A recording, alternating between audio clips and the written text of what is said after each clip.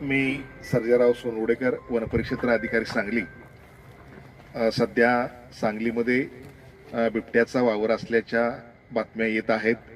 दिनांक 14/11/2025 रोजी बिबट्याच्या पाऊल खुणा वन विभागाला आढळून आल्या आणि त्यानंतर वन विभागाने त्या ठिकाणी जलद कृती दल आणि वन कर्मचारी यांच्या माध्यमातून सदर ठिकाणी कर्मचारी तैनात करून त्या परिसरामध्ये गस्त करत बिबट्याच्या हालचालींचा मागोवा घेण्याचा प्रयत्न केला।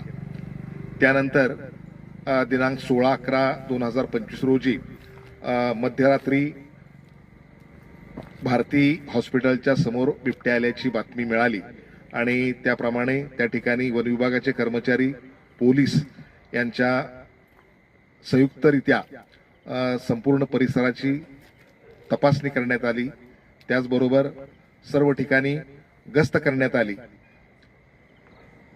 परंतु प्रत्यक्षदर्शी बिबट्या आढळून आला नाही। वन विभागाचे कर्मचारी, जलद कृती दल आणि पोलीस हे सर्व या बिबट्याच्या वावराबद्दल सर्व परिस्थितीवर लक्ष ठेवून आहेत आणि या सर्व परिसरामध्ये गस्त सुरू आहे। सध्या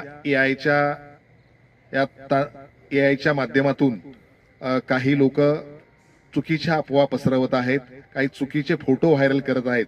त्यामुळं नागरिकांच्या मध्ये भीतीचं वातावरण तयार झालेलं आहे। तरी आमचं वन विभागामार्फत सर्व नागरिकांना आव्हान आहे की अशा खोट्या अफवावर विश्वास ठेवू नका। वन विभागाचे कर्मचारी या सर्व परिस्थितीवर लक्ष ठेवून आहेत, गस्त करत आहेत। त्यामुळे कुणीही चुकीच्या गोष्टीवर विश्वास ठेवू नये आणि वन विभागाला सहकार्य करावे।